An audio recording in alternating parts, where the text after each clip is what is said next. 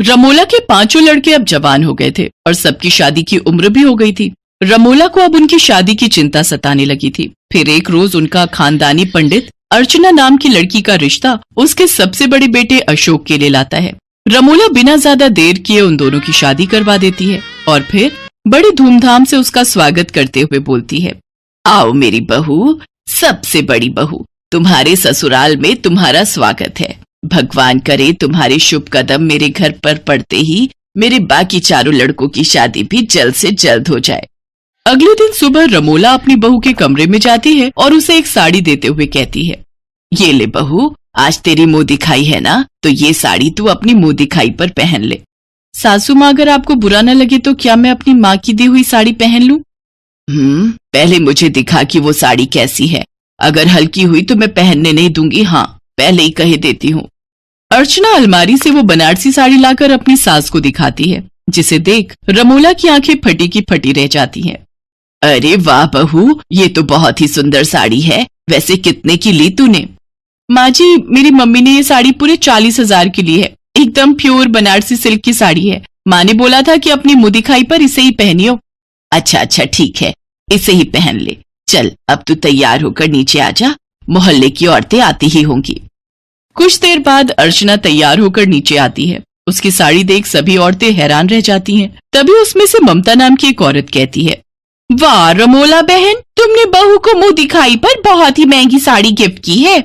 हाँ, हमें नहीं पता था कि आपका दिल इतना बड़ा है। आंटी जी वो हाँ, ये साड़ी मैंने ही बहू को दी है। वो क्या है ना, घर की पहली बहू है तो महंगी साड़ी देना तो बनता है। रमोला सबके सामने झूठ बोल देती है, साथ ही अर्चना को भी चुप रहने को बोलती है। बेचारी बहू चुपचाप अपनी माँ की दी हुई साड़ी का सारा क्रेडिट अपनी सास को दे देती है। साड़ी के साथ साथ सभी अर्चना की खूबसूरती की भी खूब तारीफ करती हैं। ऐसे ही कुछ दिन भी बीत जाते हैं और फिर दूसरे बेटे की भी शादी हो जाती है। फिर रमोला अपनी बड़ी बहू के पास जाकर कहती है, बहू मुझे तुझसे एक काम था।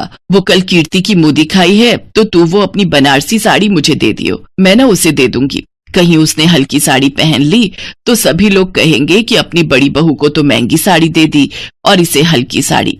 ठीक है माँ जी, अभी लाती हूँ मैं। भारी मन से बेचारी अर्चना वो साड़ी अपनी सास को दे देती है। रमोला वो साड़ी लेकर सीधा कीर्ति के कमरे में जाती है। ये ले कीर्ति बहू, ये हमारी खानदानी साड़ी है। बड़ी बहू ने भी अपनी मुंह दिखाई में यही पहनी थी, अब तू भी कल इसे ही पहनना।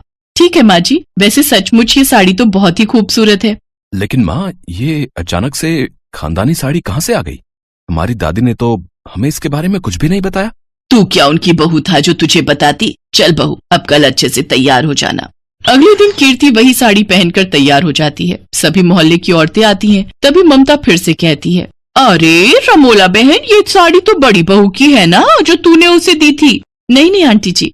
अरे बहू तू चुप कर, तुझे कुछ नहीं पता। ममता, मैंने अपनी पांचों बहुओं के लिए एक जैसी ही साड़ी ली है। एक साड़ी 40,000 रुपए की है। वो क्या है ना, मैं नहीं चाहती कि मेरी पांचों बहुओं को ये लगे कि उनके साथ भेदभाव हुआ है। अरे ये सासू माँ झूठ क्यों बोल रही हैं? उन्होंने तो कहा था कि ये खानदानी साड़ी है।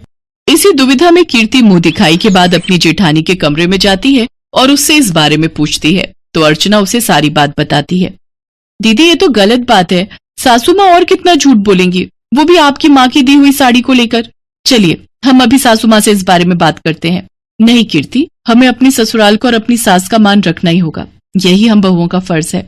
ऐसे ही कुछ महीने बाद रमोला की बाकी तीनों लड़कों के लिए 3 सगी बहनों का रिश्ता आता है, जिसके लिए रमोला मना कर ही रही थी कि तभी उसका छोटा बेटा धवल उसे रोक लेता है। लेकिन माँ, वो तीनों लड़कियां हम तीनों भाइयों को पसंद हैं, फिर आप मना क्यों कर रही हो? क्योंकि सासू माँ के पास 3 बनारसी साड़ियां नहीं है ना, इसलिए। कीर्ति चुप। फिर अपने बच्चों की मर्जी के आगे रमोला को झुकना पड़ता है और वो अपने तीनों बेटों की शादी 3 बहनों कुसुम, सीमा और पूजा से कर देती है। रमोला अपनी तीनों बहुओं का गृह प्रवेश करती है। तभी उसकी पड़ोसन ममता उसे कहती है, अरे वाह रमोला, अब तो तेरी 3 बहुएं एक साथ आई हैं। मैं तो बेसब्री से इनकी मुंह दिखाई का इंतजार कर रही हूँ कि ये तीनों एक साथ बनारसी साड़ी में कैसी लगती हैं। माँ जी, आंटी किस साड़ी की बात कर रही हैं? मैं बताती हूँ मेरी देवरानियों। सासू माँ ने अपनी 5 बहुओं के लिए 40,000 वाली महंगी बनारसी साड़ी खरीद रखी है। कल तुम सब पहनोगी अपनी अपनी बनारसी साड़ियाँ। अरे मैं तो कहती हूँ कल पांचों बहुओं को एक साथ बनारसी साड़ी पहनाकर मुंह दिखाई करवा दे। जब पांचों एक साथ आएंगी तो कितनी अच्छी लगेंगी। वाह आंटी, कितना अच्छा आइडिया है। कीर्ति, तुम सब कुछ जानते हुए भी ऐसा क्यों बोल रही हो? क्योंकि एक ना एक दिन तो झूठ का अंत होना ही है ना दीदी।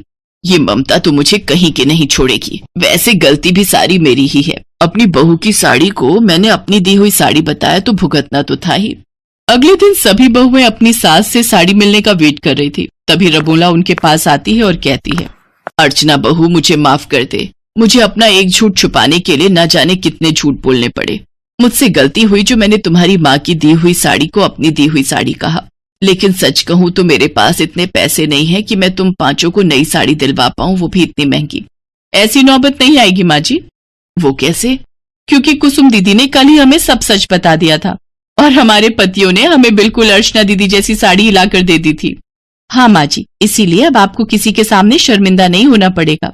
हाँ, और अब आपकी पांचों बहुएं एक साथ बनारसी साड़ी में अपनी मुंह दिखाई करेंगी।